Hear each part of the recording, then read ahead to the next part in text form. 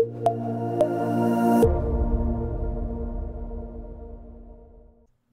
James Neville Taylor with the Builderall team.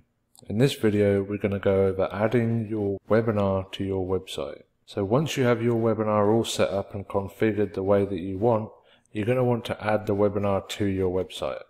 And to do this you need to scroll down to the webinar you wish to add and then click on this little box here. And then from here it's going to give you an ID and it's going to give you a secret key. So you need to copy both the ID and the secret key and put them into the Site Builder app. So we're going to do that now.